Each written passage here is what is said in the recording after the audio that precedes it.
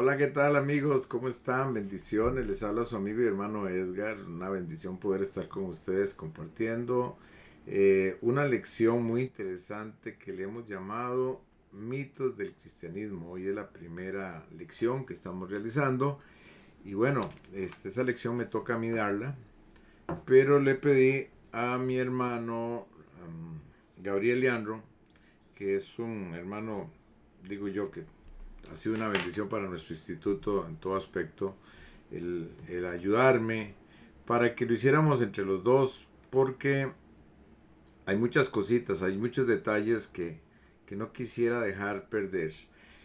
Para adelantar algo, la iglesia cristiana está muy llena de mitos, está muy llena de folclore cristiano, que toda la iglesia, la mayoría de las iglesias le decimos amén a todo. Es increíble cómo nosotros le decimos amén a todo, sin revisar que la Biblia realmente nos esté dando a nosotros eh, una realidad, una verdad al respecto. Entonces, en este curso vamos a ir tocando algunos mitos uno por uno.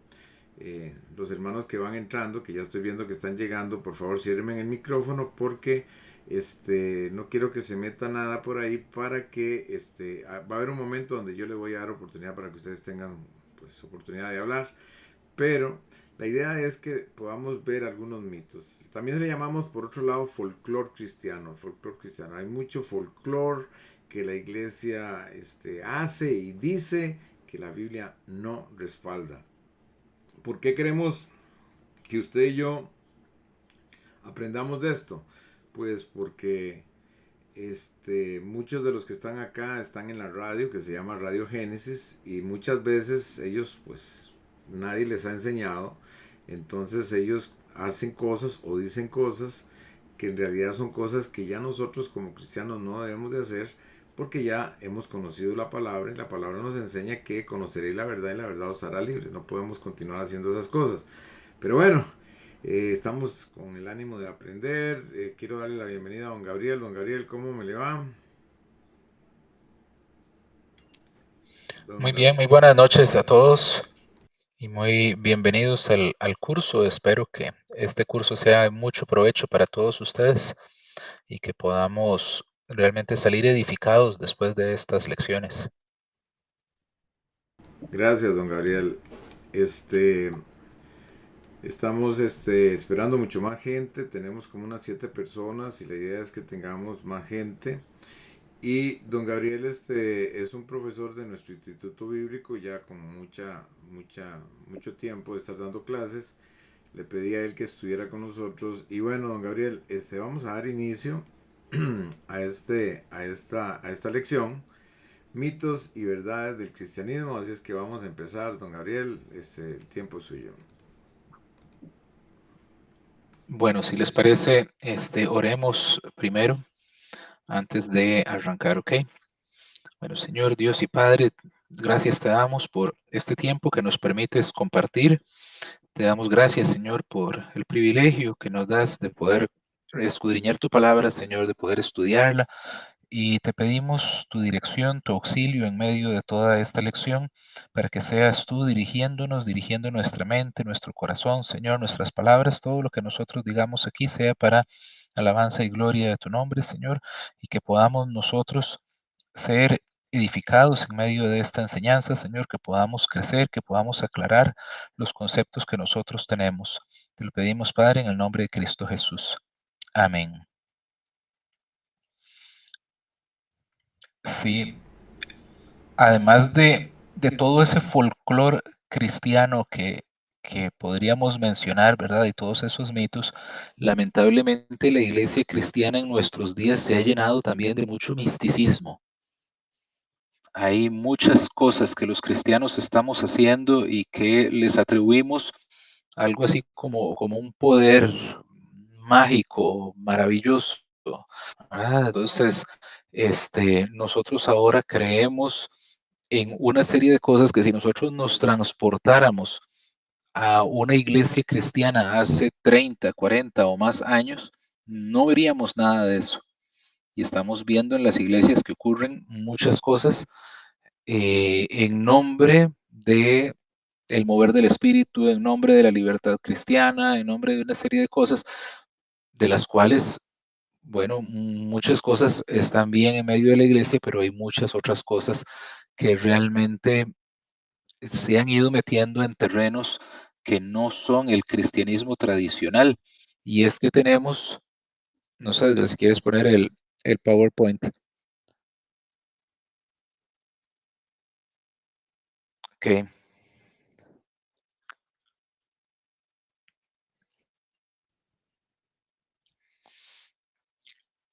Bueno, ahí vemos lo que les decía, hay una gran cantidad de doctrinas y prácticas nuevas, la mayoría son cosas muy novedosas y que se han ido metiendo al cristianismo y que en 2000 años de cristianismo es hasta las últimas décadas que nosotros hemos empezado a ver este tipo de cosas, ¿verdad?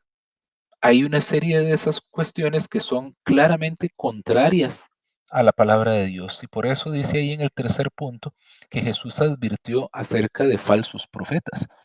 Por ejemplo, anoche que había una luna roja, ¿verdad? Ya hemos tenido una gran cantidad de lunas rojas y un montón de gente que ha profetizado acerca de esas lunas rojas, que va a pasar algo, que va a venir, ¿verdad? Que va a ocurrir tal cosa, que la segunda venida de Cristo, que el anticristo y un montón de cosas que no pasan, que no ocurren, ¿verdad? Entonces ahí es donde nosotros, la Biblia nos dice que si un profeta profetiza algo y no se cumple, esa profecía no viene de Dios. ¿Verdad? Ese no es un profeta de Dios. Entonces, si ustedes escucharon a alguien que dijo, ¿verdad? Que es que con la luna roja va a haber tal cosa y eso no ocurrió, pues claramente ese no es un profeta de Dios. Entiendo yo, Gabriel, que eso se le llaman sincretismo. Sincretismo es, me corriges, cuando la gente tiene una religión y le añade brujería o hechicería. Entonces, mucho de la iglesia ha entrado con algo que se llama sincretismo. Sí, lo que les decía acerca del misticismo que se ha metido a la iglesia. Por ejemplo, nosotros vamos a tener en este curso una lección acerca del poder de las palabras.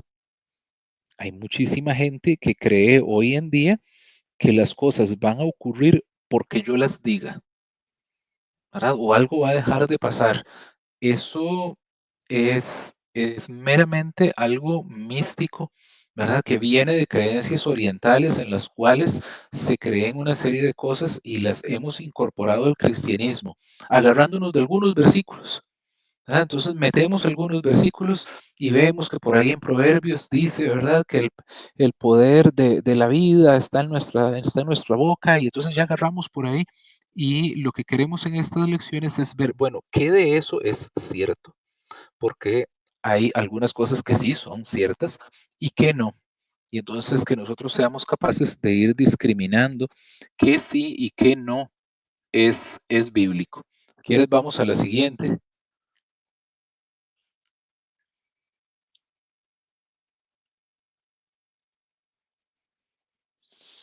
Veamos que Jesús ya nos había advertido, y aquí está hablando específicamente acerca de su segunda venida.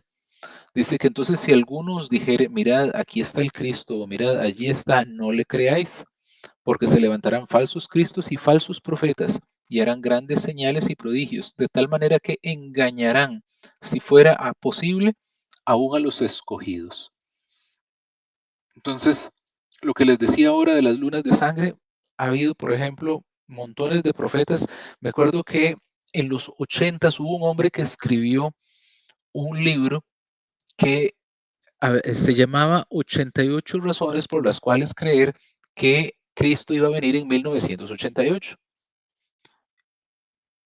Una de esas razones era que se cumplían 40 años del establecimiento del Estado de Israel Y entonces, como Jesús había dicho, ¿verdad? Que estas cosas no pasarían hasta que transcurriera una generación. Entonces él hizo ahí una mezcla de versículos, sacando cosas de aquí y de allá.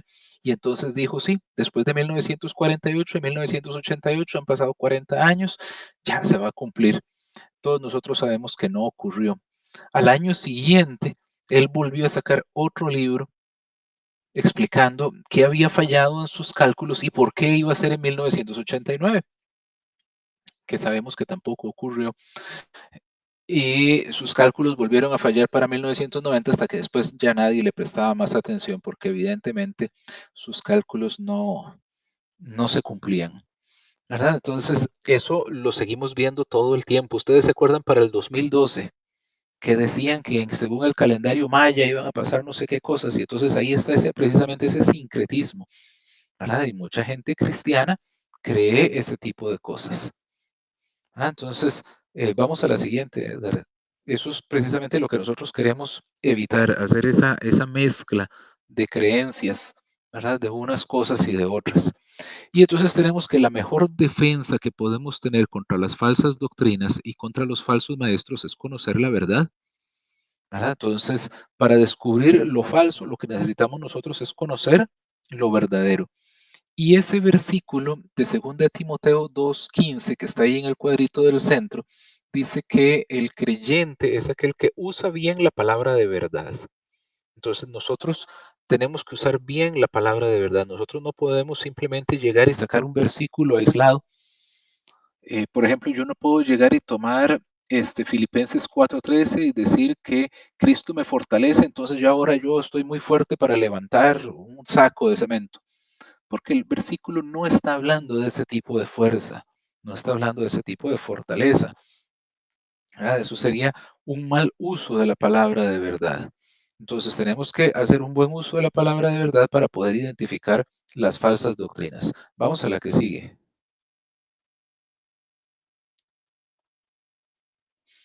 Hay un ejemplo muy bueno que dio un predicador la otra vez, que era acerca de un cajero de un banco. Los cajeros en los bancos, parte de su función es identificar cuáles billetes son verdaderos y cuáles billetes son falsos. Y entonces este predicador que decía que tenía un amigo que era cajero en un banco, decía que la mejor estrategia para identificar el billete falso era haber tenido en sus manos muchísimas veces los billetes verdaderos, que después de haber conocido tan a fondo el billete verdadero, cuando caía en sus manos el billete falso, él lo podía identificar de inmediato. Y así tenemos que hacer nosotros. Si nosotros estamos todo el tiempo en contacto con la verdad y nosotros estamos leyendo la palabra de Dios y la conocemos y la estudiamos, cuando viene una falsa enseñanza, nosotros la identificamos fácil, porque igual que ese cajero estaba muy en contacto con el billete verdadero y podía identificar entonces el falso, así nosotros vamos a poder identificar la enseñanza falsa. Vamos a la que sigue. Perdón, Gabriel, Ujú.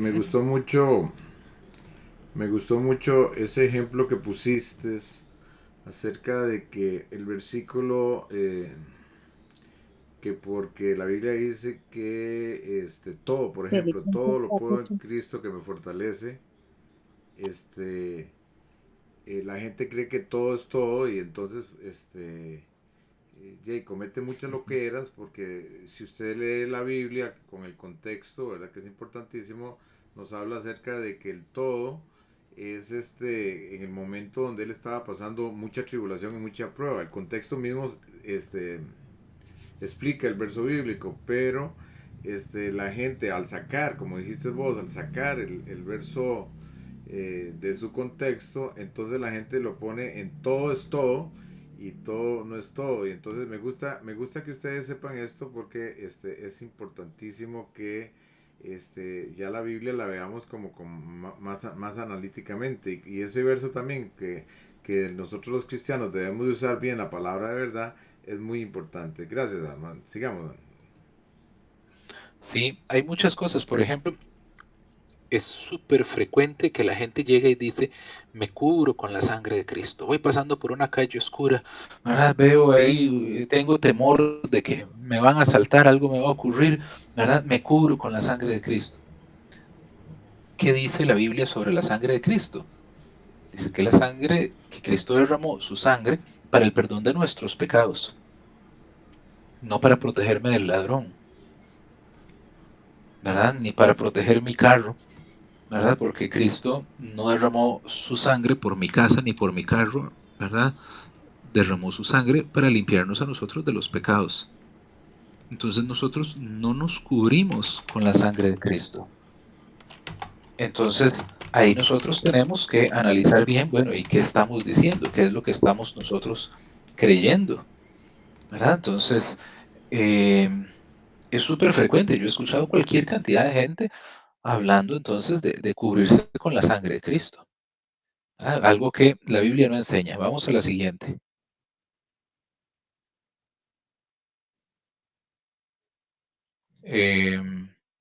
No, la que sigue.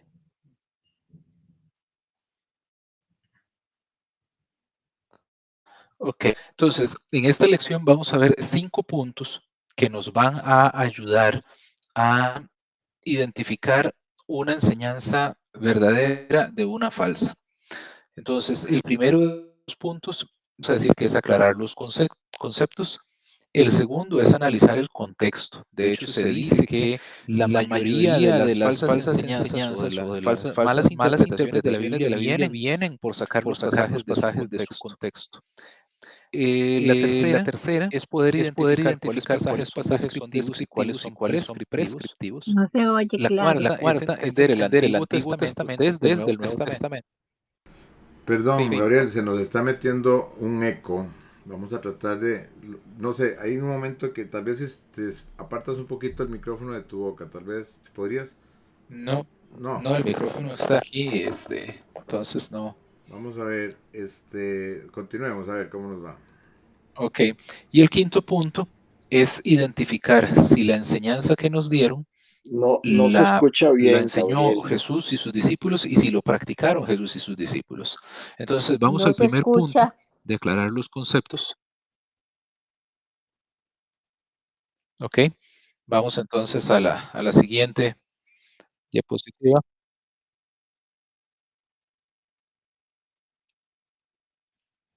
Ok, entonces vamos a empezar por aclarar los conceptos, ¿verdad? Aclarar bien los términos. El segundo es analizar el contexto del pasaje bíblico. El tercero es determinar si el pasaje que estamos leyendo es descriptivo o prescriptivo.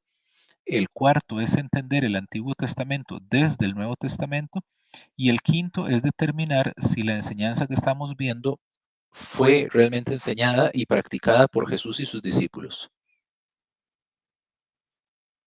Ok, vamos entonces a la que sigue para empezar con ese tema de analizar los conceptos.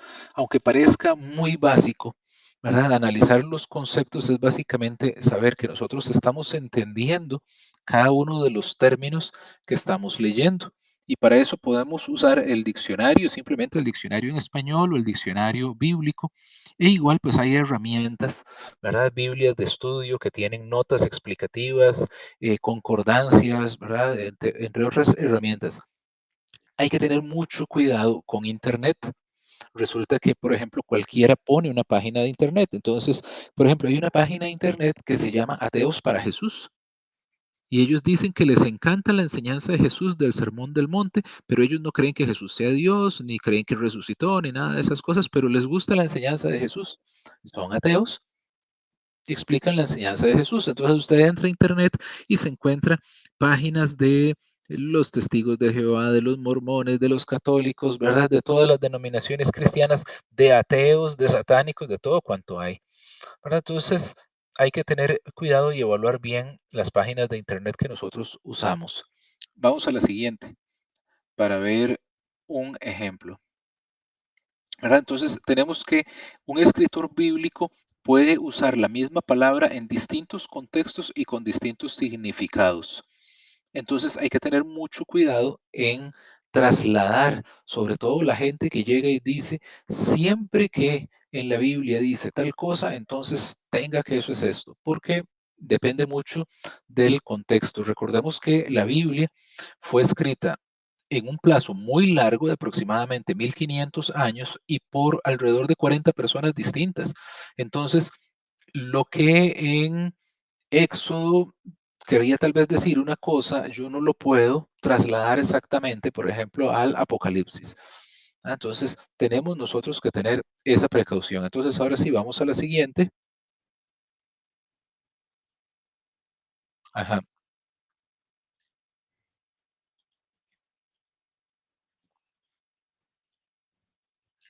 Vamos a ver. Yo tengo una pregunta. Eh, ¿Cómo hago yo para no embarcarme, por decir así, de traer una historia de Jesús hace 2000 años y que yo la pueda contextualizar ahora? Por ejemplo, las bodas. Las bodas, para nosotros una boda es una reunión de 3 horas, una cosa así. Pero en los tiempos de Jesús una boda duraba una semana, Gabriel. Entonces, tú dices que me puede ayudar mucho el diccionario para que yo pueda mejorar el entendimiento y buscar en un diccionario bíblico cómo era una boda cristiana. Por ahí va el asunto, Gabriel. Correcto, correcto. Poder entender nosotros realmente cómo se entendían esas cosas. Por ejemplo, este, una cisterna. ¿Qué era una cisterna? Lo que nosotros hoy entendemos por una cisterna no es lo mismo que era una cisterna para ellos en aquella época, ¿verdad? Entonces, el diccionario bíblico nos puede aclarar ese tipo de cosas. Incluso vean qué interesante en la diapositiva que sigue.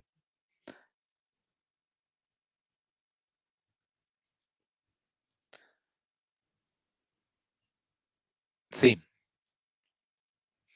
vean aquí que Juan 3:16 dice, porque de tal manera amó Dios al mundo. Ok, entonces dice que Dios ama al mundo. Pero en primera de Juan 2:15 es el mismo Juan, el mismo autor, dice, no améis al mundo ni las cosas que están en el mundo. Entonces, si yo leo Juan 3:16, de pronto llego y digo, bueno, ok, hay que amar al mundo. Pero leo primera de Juan 2:15 y dice que no amemos al mundo. Entonces alguien puede llegar y decir, bueno, ¿qué quedamos? ¿Amamos al mundo o no amamos al mundo? ¿Verdad? Puede ser la misma palabra, pero su contexto es totalmente otro.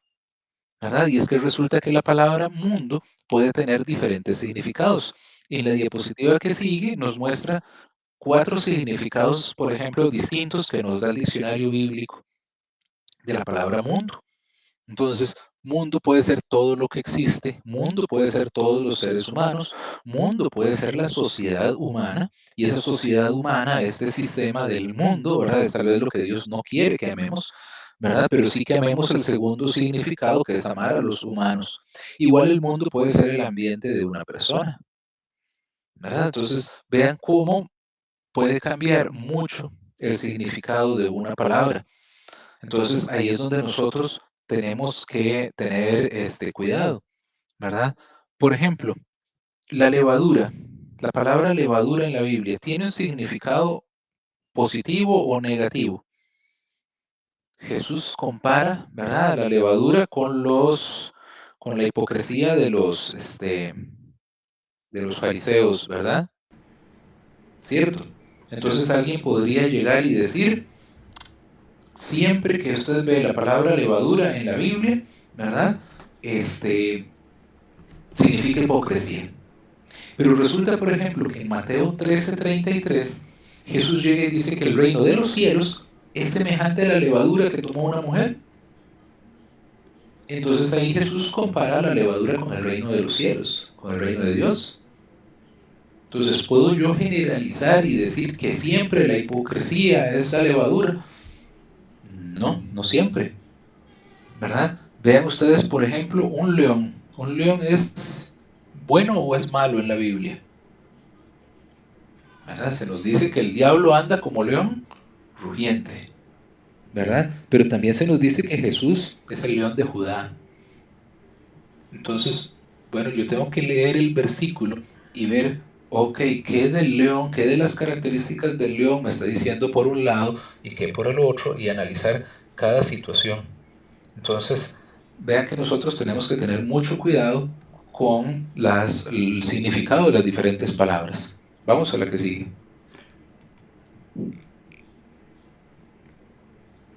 Vamos al segundo, que es el contexto. Y ahí es donde, por ejemplo, ese tema de la boda se vuelve muy importante, ¿verdad? Porque muchas equivocaciones ocurren cuando nosotros sacamos el versículo de su contexto, ¿verdad? Eso quiere decir el contexto. Hay un contexto que es meramente literario, que son los versículos antes y los versículos después. Entonces, al tomar un versículo, yo tengo que ver, bueno, de qué viene hablando el autor y qué continúa diciendo.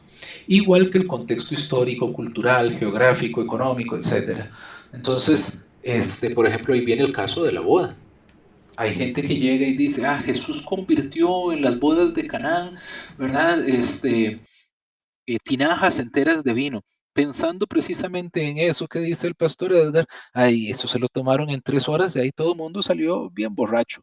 No, ¿verdad? Si estamos pensando en que la boda dura de verdad toda una semana, entonces no es cierta esa conclusión. Además de que invitaban en ese tiempo a todo el pueblo, ¿verdad? Entonces había mucha gente durante mucho tiempo. Entonces no podemos llegar y decir que Jesús y los discípulos estaban borrachos ahí en la fiesta. Eso no es verdad. Conociendo entonces un poquito del contexto cultural del lugar. Vamos a la que sigue.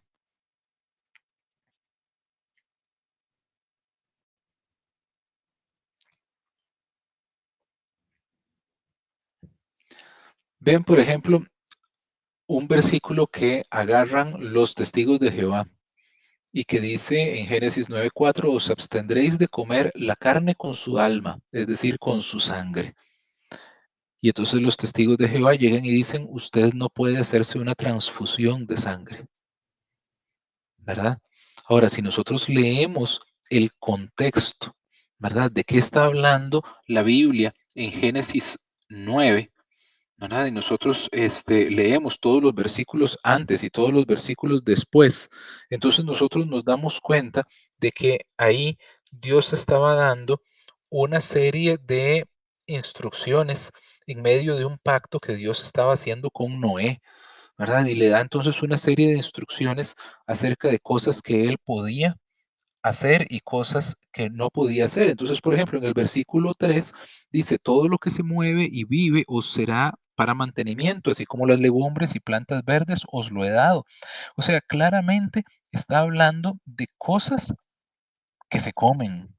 En el versículo 4, ¿de qué está hablando? De cosas que se comen. En ningún momento realmente está hablando de las transfusiones de sangre, ni podemos nosotros concluir eso. ¿Verdad? Entonces, no, eso es sacar un versículo de su contexto. Vamos a la siguiente también. El tercer punto que se vuelve importante es si la enseñanza se basa en pasajes descriptivos o prescriptivos. Entonces, cuando un pasaje es descriptivo, es básicamente una historia, una narración. Si nosotros vemos la mayor parte de la Biblia, es, es narración, es historia. ¿Verdad? Nosotros leemos, por ejemplo, el Génesis y vemos toda la historia de cómo Dios crea el mundo, crea al hombre, ¿verdad? Después, viene cómo el hombre peca, cómo cae, ¿verdad? Viene después Abraham y viene este, toda la descendencia de Abraham y entonces nosotros ahí lo que estamos viendo es historia. Nosotros vemos el libro de Reyes, el libro de Crónicas, el libro de Nehemías, ¿verdad? El libro de Ruth, y nosotros lo que leemos ahí es historia del pueblo de Israel. En Jueces vemos nosotros historia, en Josué vemos nosotros historia, y si nosotros leemos los evangelios vemos historia, ¿verdad? En Hechos vemos historia, y entonces nosotros encontramos narración de hechos históricos. Eso es cuando es un pasaje es meramente narrativo o descriptivo. Dice lo que pasó. En otros casos, el pasaje es prescriptivo. Por ejemplo, si nosotros leemos los 10 mandamientos son mandamientos, es algo que es prescriptivo, ¿verdad? Y nos dice, por ejemplo, bueno, que no matarás, ¿verdad? Nos dice, que debemos honrar a padre y madre. Esos son mandamientos, ¿verdad? Entonces, cuando es descriptivo, es un registro de una situación que no necesariamente refleja la voluntad perfecta de Dios. Y entonces por eso es que nosotros vemos como, por ejemplo, Abraham mintió. Nosotros leemos como, por ejemplo, el rey David cometió adulterio. O nosotros vemos cómo Salomón tuvo como 1000 esposas, 1000 mujeres, 700 esposas y 300 concubinas, ¿verdad? Mientras que lo segundo, lo prescriptivo, es cuando Dios nos señala su voluntad a través de sus mandamientos. Entonces nosotros no podemos mezclar las cosas. ¿Qué tal que yo dijera, bueno, si Salomón, que era el hombre más sabio que ha habido, tuvo 1000 mujeres, entonces tengamos todos los hombres como 1000 mujeres, ¿verdad? Entonces no podemos nosotros confundir lo que fue una descripción de algo que ocurrió con algo que se nos manda hacer. Entonces, de hecho, nosotros vemos a través de esa historia, por ejemplo, de Salomón, que parte de los problemas que él experimentó después fue en buena medida por esas mujeres, muchas eran extranjeras que trajeron sus dioses, ¿verdad? Y eso fue entonces un problema para Salomón y para el pueblo. Entonces, eh, nosotros estamos viendo ahí algo que pasó, algo que ocurrió, que no es necesariamente lo que Dios quería que pasara. Ah, mi hermano, esto es muy importante porque, a ver, tenemos que entender de que hay algo que nos está contando, la historia nos está contando lo que la Biblia nos habla y hay algo que nos está dando a nosotros una orden, nos está dando que acatemos una orden. Ahora, lo que sí tenemos que tener cuidado tal vez es importante, y luego yo sé que más adelante lo vas a explicar, pero es muy importante que el Antiguo Testamento está dirigido para el pueblo judío y las leyes, las ceremonias y todas las cosas que ahí también hay muchas descripciones, ya no aplican para nosotros los cristianos que ahora somos regidos por el Nuevo Testamento. Entonces, muy importante que nosotros entendamos, porque creo que la gran mayoría, Gabriel, si no es que me equivoco, la gran mayoría de errores de las iglesias cristianas es que han metido cosas del Antiguo Testamento al Nuevo Testamento.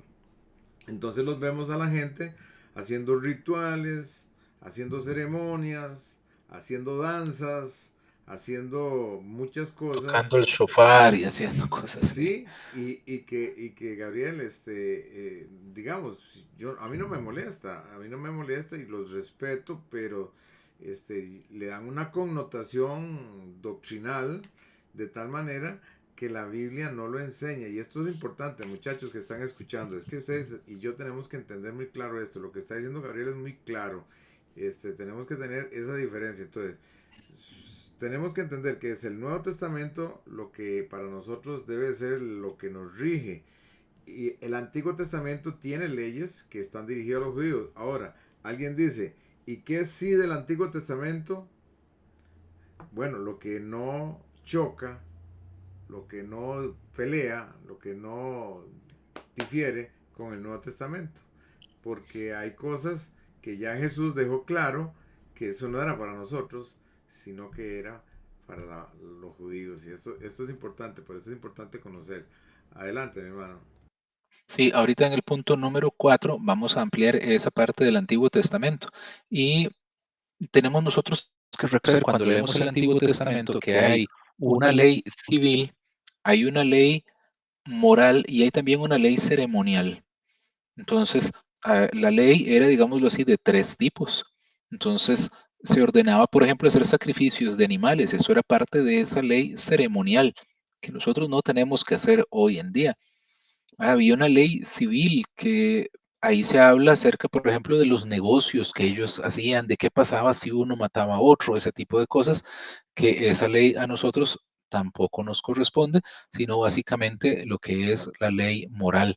Entonces, tenemos nosotros pues que evaluar bien el contexto del pasaje, ¿verdad? Y ver, bueno, qué es lo que se refiere, lo que estamos leyendo. Ok, vamos a la siguiente para ver un ejemplo. No, esto ya lo vimos. La que sigue. Ok.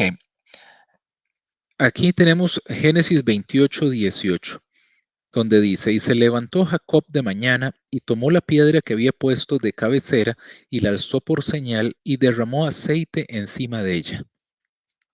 Este es un pasaje que es meramente descriptivo. Vean que dice lo que hizo Jacob un determinado día.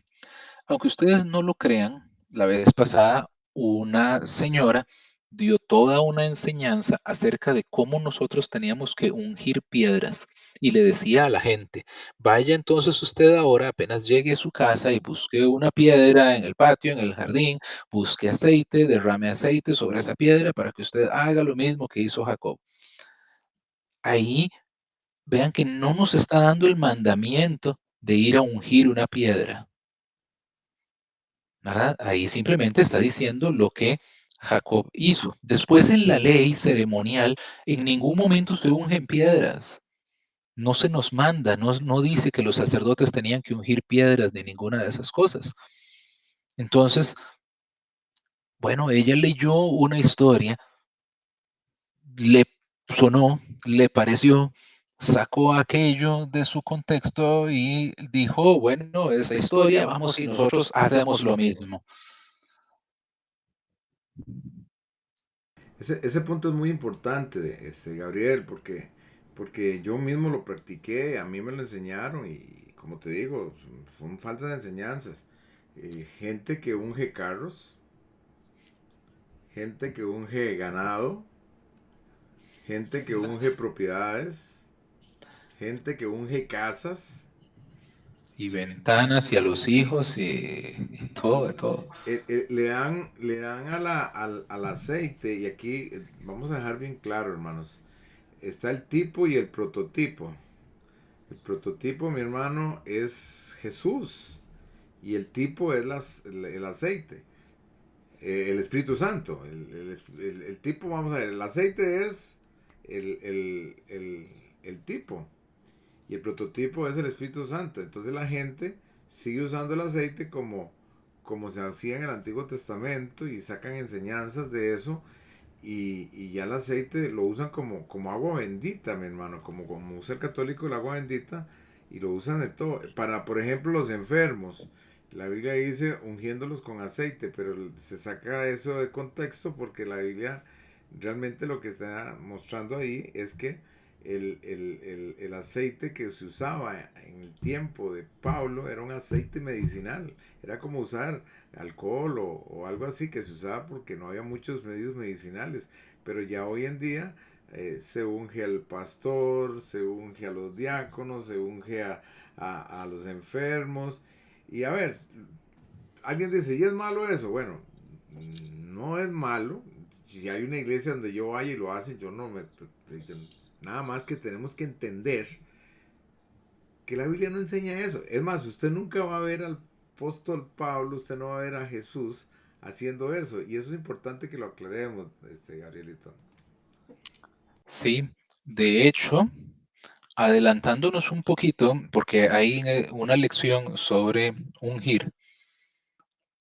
Si nosotros nos vamos a Éxodo 30, encontramos un pasaje que es bastante ignorado de alguna forma por toda esta gente. Vamos a leerlo un poquito. Ven lo que dice en Éxodo 30, versículos del 22 en adelante. Dice, habló más Jehová a Moisés diciendo, tomarás especias finas de mirra excelente, 500 ciclos, y de canela aromática a la mitad, esto es 250, de cálamo aromático 250, de casia 500 según el ciclo del santuario, y de aceite de olivas un hin, y harás de ello el aceite de la santa unción superior ungüento según el arte del perfumador, será el aceite de la unción santa.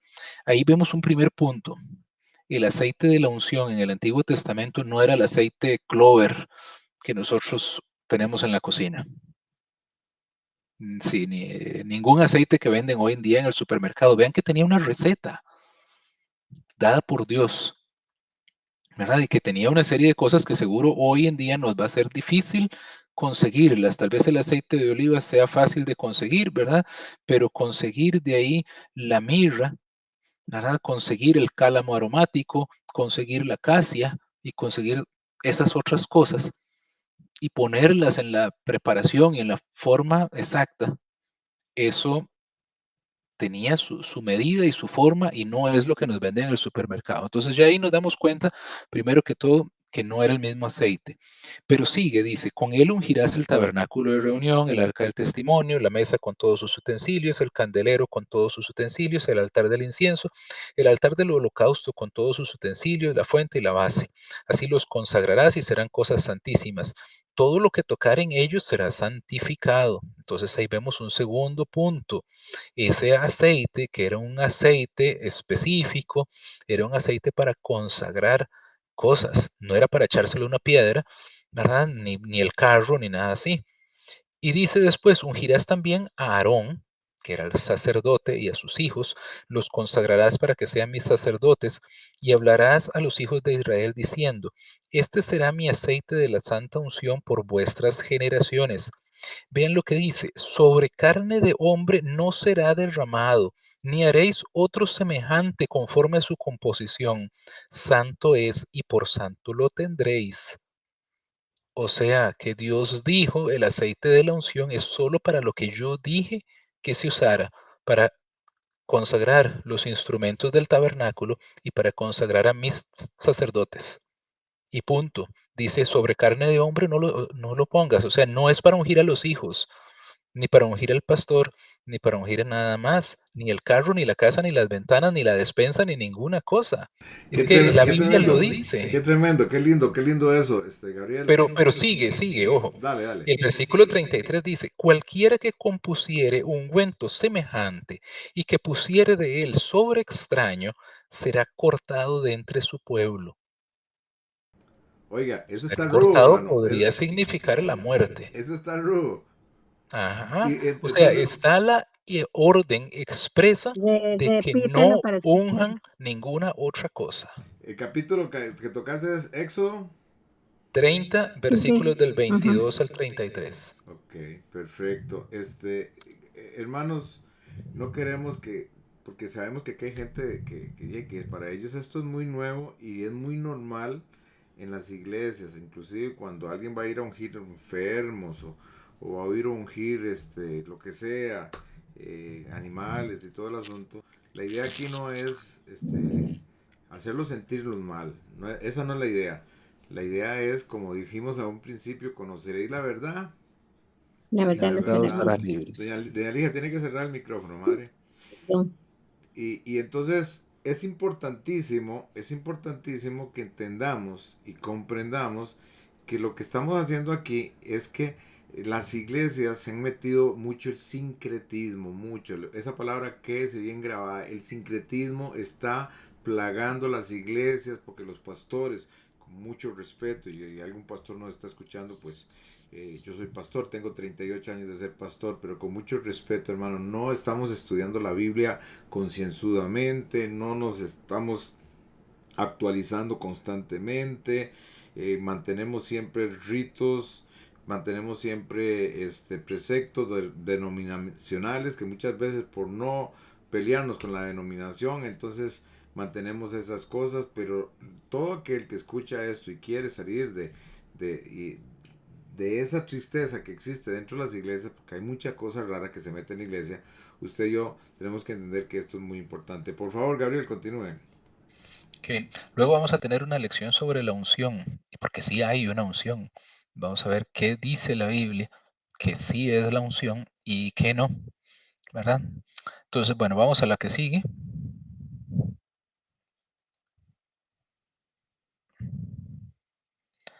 Ok, vamos a la que sigue.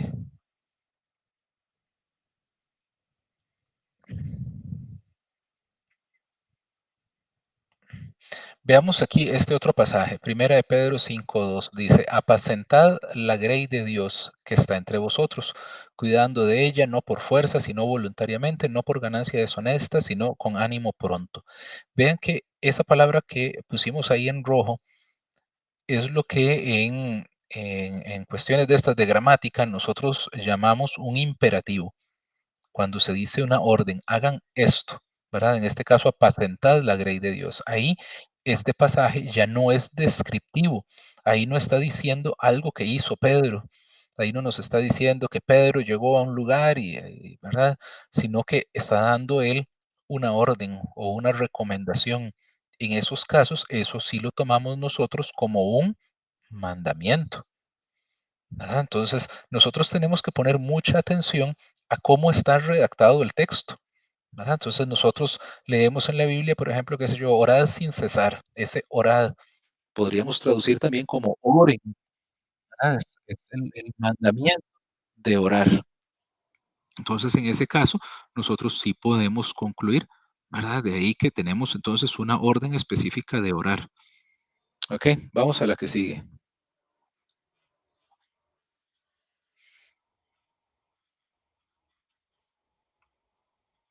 Y de una vez pasemos a la otra. Esto es algo muy importante. El otro día estaba hablando yo con una persona y llegaba y me decía, bueno, entonces, ¿cómo sé yo cuándo tomo literalmente un pasaje y cuándo no? Entonces, en el Antiguo Testamento nosotros encontramos básicamente cuatro tipos principales de textos, ¿verdad? En realidad no es tan sencillo, pero para nosotros podemos este, verlo así.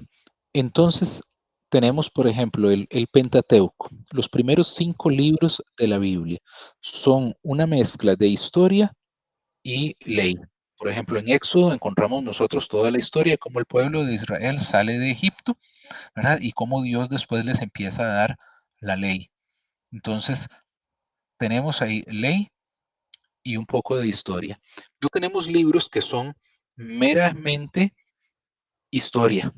Si nosotros leemos Josué, primera y segunda de Samuel, primera y segunda de Reyes, Crónicas, ¿verdad? Y nosotros leemos Esdras, Nehemías, ¿verdad? Leemos Ruth, Esther, ¿verdad? Esos libros son fundamentalmente historia. Y lo que tenemos ahí es no una ley ni mandamientos, sino que nosotros lo que tenemos es básicamente, por ejemplo, en Josué, cómo el pueblo, después de que salió de Egipto, va y conquista la tierra prometida. Y leemos esa historia. Lo mismo el libro de Jueces, por ejemplo.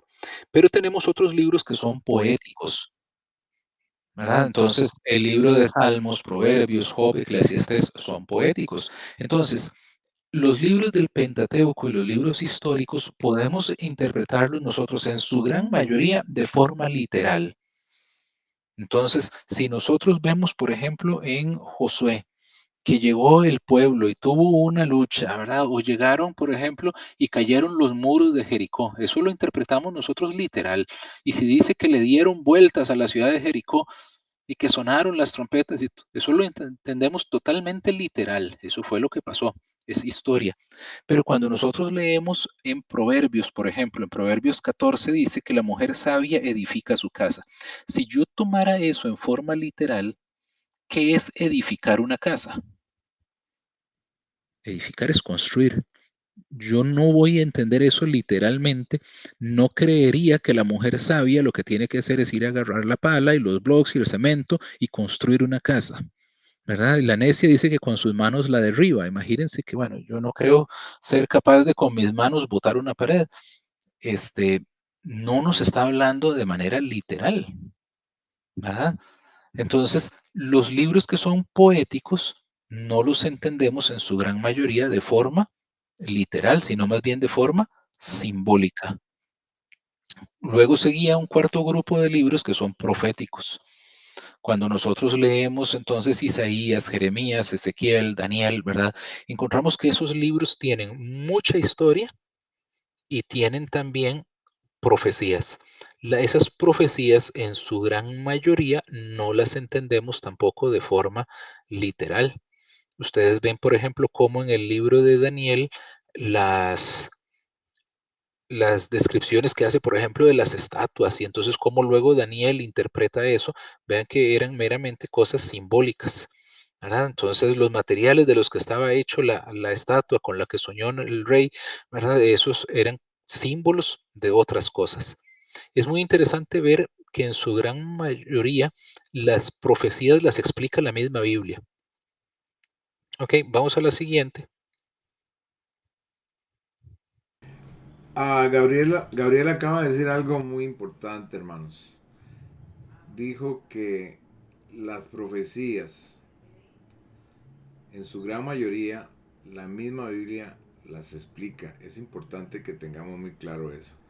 Eh, una cosa interesante, Daniel, es que en los años 80, por ahí, se levantó mucho el asunto de los profetas, de las profecías. Aquí en Costa Rica, pues, han habido profetas y profecías donde la gente ha caminado ciegamente detrás de estas personas porque le admiran mucho sus éxitos como pastor, o le miran mucho sus éxitos como que Dios lo usa sanando, y casi que como decimos nosotros aquí en la iglesia, le compramos todas las postales porque esta persona Dios la usa y aquella persona se sanó, entonces todo lo que diga es de Dios. Y Gabriel, eso es delicadísimo. Entonces, perdona que te pare ahí, pero es que vos dijiste la misma palabra, interpreta las mismas profecías. Siga. Les voy a dar solo un pequeño ejemplito. Estoy leyendo aquí el libro de Daniel y el libro de Daniel tiene algunas profecías tremendas, ¿verdad? Que son muy, muy conocidas. Y por ejemplo, en el capítulo 7 viene una visión que tiene Daniel de las cuatro bestias. Y más adelante hay un titulito. Los títulos que trae la Biblia no son parte de la Biblia, alguien realmente los agregó ahí, pero dice el titulito, interpretación de la visión. O sea, Daniel mismo llega y explica qué significa cada una de las cuatro bestias de las que aparecían en la visión que él tuvo, ¿verdad? Entonces, ¿qué significado tenía toda esa profecía de Daniel? Bueno, el mismo Daniel lo explica y dice que la primera bestia era tal cosa y la segunda y explica qué significaba cada una de ellas. Lo mismo ocurre en el capítulo 8. Él da la interpretación de la visión que tiene y así podemos nosotros encontrar que la Biblia misma, por ejemplo, eso pasa en Apocalipsis. En Apocalipsis hay un montón de cosas que son simbólicas, pero en su gran mayoría el mismo Apocalipsis dice que son, ¿verdad? Entonces, nosotros nos vamos a referir a la misma Biblia para ver, bueno, qué significan los símbolos de las profecías. Vamos a la siguiente.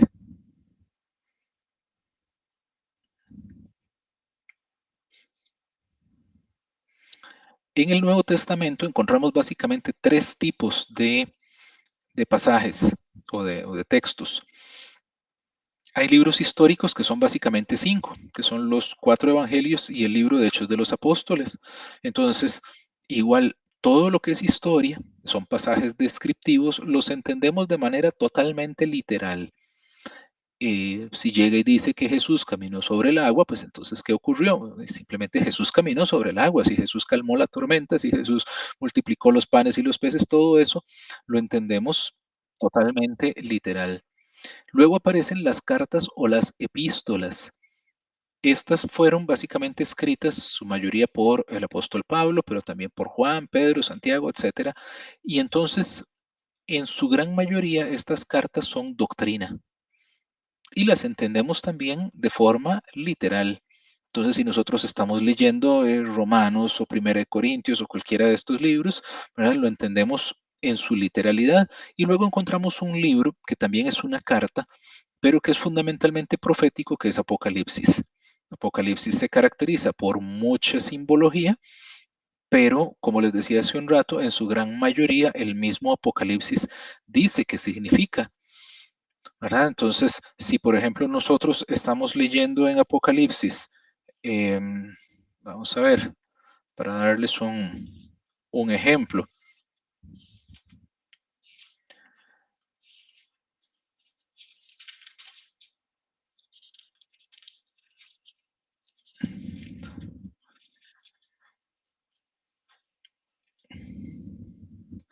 Por ejemplo, nos encontramos en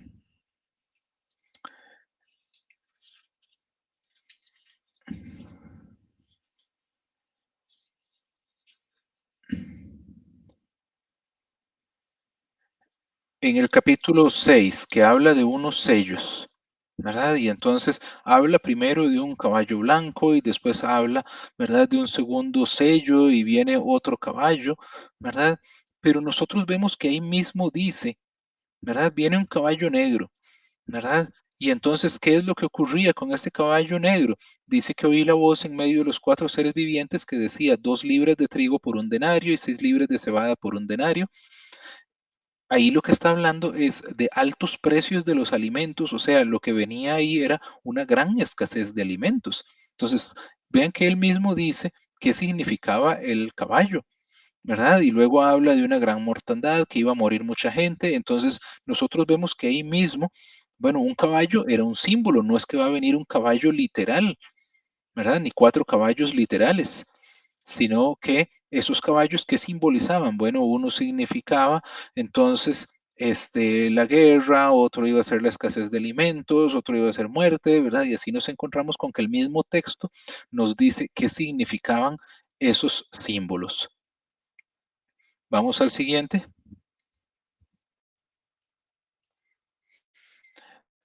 Entonces, dice ahí el título, vean que dice, se basa la enseñanza en pasajes descriptivos o prescriptivos. Ven lo que dice, que una narrativa usualmente no enseña directamente una doctrina, especialmente en el Antiguo Testamento. O sea, normalmente cuando nosotros vemos la historia de Salomón o de David o de Samuel, no nos está enseñando doctrina, nos está diciendo hechos que ocurrieron. Dice que esas narrativas registran lo que sucedió, no necesariamente lo que debería haber ocurrido. Algo muy importante de la Biblia es que, digamos, es un libro muy honesto.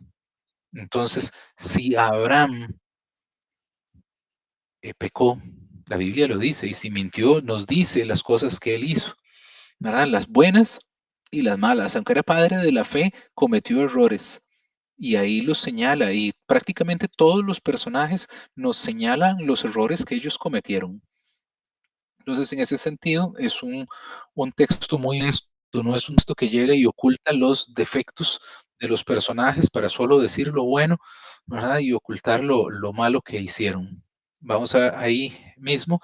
Dice, lo que la gente hace en las narrativas no es necesariamente un buen ejemplo para nosotros. De hecho, a veces es simplemente un ejemplo de lo que no deberíamos hacer, ¿verdad? Dice después, las promesas en los salmos y proverbios no deben ser tomadas como obligaciones contractuales. O sea, no es que de pronto yo tengo que tomar aquello como que Dios está obligado a hacer esto porque el proverbio tal, ¿verdad? O el salmo dice tal cosa. ¿Ok? Entonces, si yo leo, por ejemplo, que deleítate a sí mismo, Jehová, y Él concederá las peticiones de tu corazón, no es que de pronto Dios está obligado a conceder mis peticiones, ¿verdad? Porque no funciona así. Vamos ahí mismo, nos faltan un par de puntos. Como para ayudar ahí un poquito, hermano, esto que estás hablando, es importante, hermanos, que entendamos, los salmos, los proverbios, Eclesiastés y Cantares, eh, son los famosos libros poéticos y bueno, son experiencias muy personales que tuvieron este, los escritores. Vamos a ver, por ejemplo, el salmista escribió el Salmo 23, el Salmo 91 y fue una experiencia personal que él tuvo con Dios y que nos ministra a nosotros mucha fe, nos ministra a nosotros una vivencia personal de él que posiblemente yo la esté viviendo y que nosotros humildemente podemos decirle al Señor, Señor, tu palabra me enseña que el que habita al abrigo del Altísimo morará bajo sombra del Omnipotente. Esto lo dijo David, Señor. Y bueno, yo, Señor, creo que es cierto, usted es mi sombra y me ayuda y todo. Pero si usted sigue leyendo, por ejemplo, Cantares o Eclesiastés, te das cuenta que, como decía el hermano, la Biblia es muy honesta. También la Biblia nos habla un poquito de lo que Salomón dijo en el tiempo cuando él andaba muy mal. En algún momento Salomón dijo, vanidad de vanidades. Todo es vanidad. ¿Y para qué vivir si todo es vanidad? ¿Y para qué hacer esto si todo es vanidad? Y vemos ahí un hombre que al conocer el contexto y conocer la situación que está viviendo Salomón, nos enseña un hombre que la Biblia nos está contando que es un hombre muy sabio, pero que está contando algo que él en su momento, cuando está escribiendo, está pues bien alejadito de Dios. Y nosotros tenemos que conocer eso. ¿Sabe para qué? Mi hermano, para que entendamos que definitivamente el hombre falla, el hombre decae, pero la Biblia honestamente cuenta lo que él dice. Entonces aquí hay que tener este discernimiento. De hecho, cuando estaban haciendo el canon, hay libros, por ejemplo, donde los hombres que estaban ahí cuidando de que no se saliera la palabra, habían libros que inclusive quisieron sacar porque no se adaptaban mucho a lo que Dios enseñaba en otros lados. Ahora, lo que quiero decir es esto. Desde la perspectiva cristiana, nosotros tenemos que cuidar y entender de que el contexto del Antiguo Testamento, yo lo digo muy bien, tienen que tener ese cuidado, nos habla de un Salomón o un David que estuvo en adulterio, o un Salomón que las mujeres lo llevaron a hacer ciertas cosas y volver a levantar la idolatría. Pero por otro lado también Dios muy honestamente nos dice que David era un hombre conforme al corazón de Dios. Entonces, tenemos que cuidarnos de al leer el Antiguo Testamento no caer en cosas que ellos hicieron y que nosotros no debemos de practicar. No sé si me explico, don Gabriel, usted me capta. Sí, correcto, totalmente de acuerdo. Y vamos a los puntos que siguen ahí.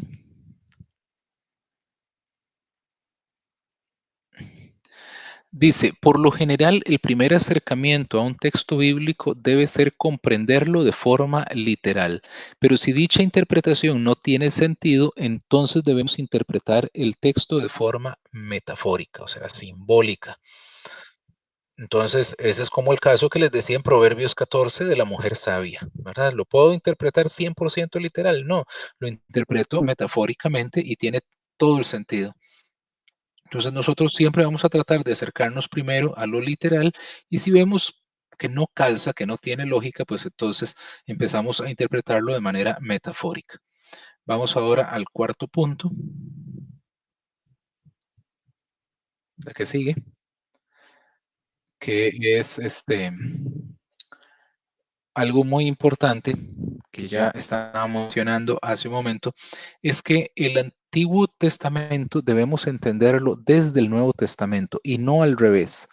Entonces, por ahí leí en un texto que decía que el Nuevo Testamento proporciona la hoja de respuestas o el lente para leer el Antiguo Testamento en su totalidad. Entonces, aquí hay un asunto que se dice en teología y es que la revelación de Dios es progresiva. O sea, Dios fue dando su revelación poco a poco. En el Antiguo Testamento realmente teníamos menos luz que en el Nuevo Testamento, ¿verdad? Entonces, cuando interpretamos las revelaciones más antiguas, que son las del Antiguo Testamento, lo hacemos a través de las nuevas revelaciones, que son las del Nuevo Testamento. Y ninguna de las dos es contradictoria, o sea, nunca el Nuevo Testamento contradice al Antiguo, ni el Antiguo al Nuevo, sino que siempre se complementan de esa forma. Entonces, vamos a ver qué dice la misma Biblia acerca de esto. Vamos a la siguiente.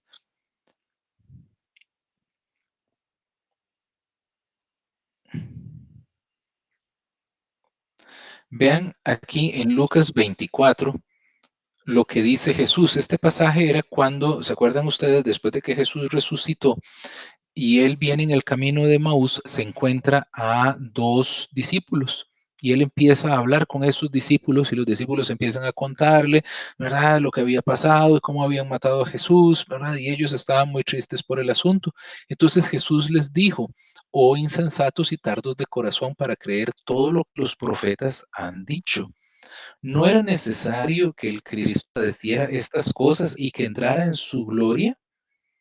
Y comenzando desde Moisés y siguiendo por todos los profetas, les declaraba en las escrituras lo que decían de él. Vean lo que está diciendo el mismo Jesús. Jesús está diciendo, cuando habla ahí de Moisés, Moisés hace referencia a la ley de Moisés, o sea, al Génesis, Éxodo, ¿verdad? En Levítico, Números y Deuteronomio, esos libros que son los 5 libros que escribió Moisés. Les está diciendo que desde ahí, que son los primeros libros, siguiendo Algo por sucedió, dice. todos los Se escucha profetas, un eco ¿verdad? de voz. Esas escrituras en su totalidad, ¿de quién hablaban? Hablaban de Jesús.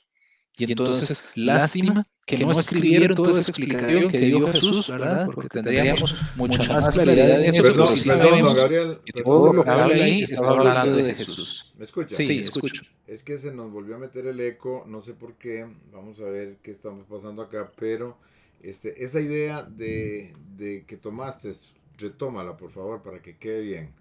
Esa última idea que diste, por favor.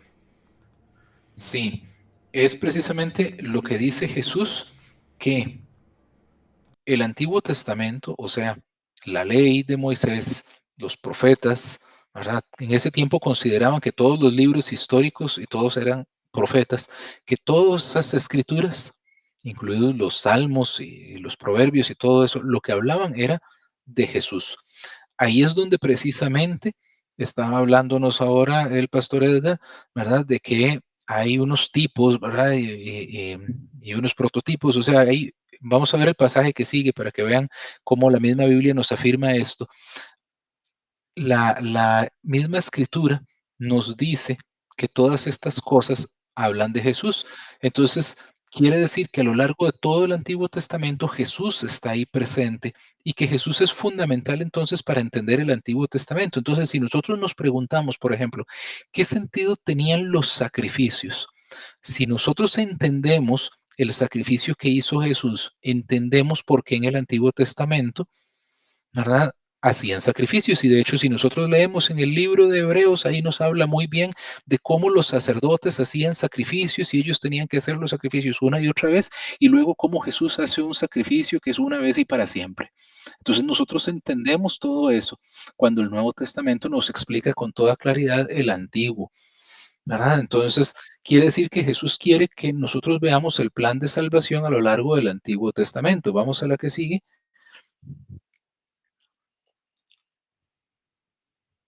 Porque vean lo que dice Hebreos 10.1. Dice, porque la ley, teniendo la sombra de los bienes venideros, no la imagen misma de las cosas, nunca puede, por los mismos sacrificios que se ofrecen continuamente cada año, hacer perfectos a los que se acercan. Entonces, ahí lo que el autor de Hebreos está diciendo es que esa ley del Antiguo Testamento era una sombra de los bienes venideros. Entonces, si yo veo una sombra de alguien, ¿verdad? Si yo estoy viendo la sombra de una persona, no estoy viendo directamente a la persona, pero yo puedo identificar quién es viendo su sombra. Y si luego hay algo que ya me explica exactamente quién es, en este caso el Nuevo Testamento nos explica con claridad a Jesucristo, entonces ya nosotros podemos entender bien la sombra. Esas cosas que a veces ocurren, que la gente, como decíamos ahora, van y ungen una piedra, es que no han entendido, ¿verdad? Que esas cosas nosotros tenemos que entenderlas a la luz del Nuevo Testamento y no al revés. Y entonces por eso es que se llega a muchas malas enseñanzas. Vamos a la que sigue. Ahí hay un pasaje importante, vean que dice en Primera de Pedro 1, dice, los profetas que profetizaron de la gracia destinada a vosotros. Ahí se está refiriendo a los profetas del Antiguo Testamento. Vean que dice, inquirieron, o sea, investigaron y diligentemente indagaron acerca de esta salvación, escudriñando qué persona y qué tiempo indicaba el Espíritu de Cristo que estaba en ellos, el cual anunciaba de antemano los sufrimientos de Cristo y las glorias que vendrían tras ellos. Entonces, quiere decir que en el Antiguo Testamento los profetas estaban hablando de Cristo y esas profecías, ¿verdad? Anunciaban la llegada de Cristo y eran entonces símbolos. Entonces, a veces ocurre, por ejemplo, esto. Todos conocemos la historia de David y Goliat. Entonces, un problema que tenemos en la iglesia presente es que hemos, digamos, sobrehumanizado la escritura y la tomamos no viendo cuál era el tipo, ¿verdad?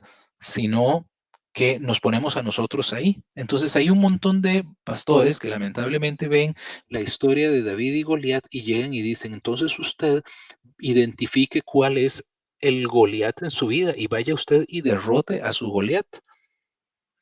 Esa es una enseñanza que está obviando que el rey David era sombra y figura de Cristo, era un tipo de Cristo. Entonces, ¿quién es el que vence? El que vence es Cristo. Entonces, ¿dónde entramos nosotros ahí? Nosotros éramos el pueblo que estaba rendido, que estaba temeroso, que no iba a poder vencer. Y entonces, ¿quién es el que llega y vence?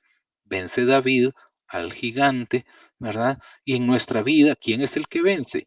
Yo no soy el que vence, ¿verdad? El que vence es Cristo. Y por eso en Gálatas 2:20 dice que es Cristo en mí, y ya no vivo yo, sino Cristo en mí. Entonces, el que vence en mi vida es Cristo, ¿verdad? Entonces, ahí es donde nosotros tenemos que tener el Nuevo Testamento para entender el Antiguo. Entonces, yo no puedo simplemente llegar y decir, entonces yo ahora venzo como David, porque no es esa la idea. La idea es, Cristo es el que vence, y David era tipo de Cristo, ¿verdad? Y nosotros que somos ese pueblo obtenemos la victoria que la obtuvo el Señor, ¿verdad? Y no nosotros. Sigamos. Aquí tenemos que aclarar algo importantísimo también, don Gabriel, porque es que, como le digo, yo conozco mucho de mi población que está hoy aquí presente en la lección y todos son gente muy linda, muy espiritual y todo el asunto, pero tenemos que tomar en cuenta que a nosotros se nos enseñó un cristianismo muy triunfalista.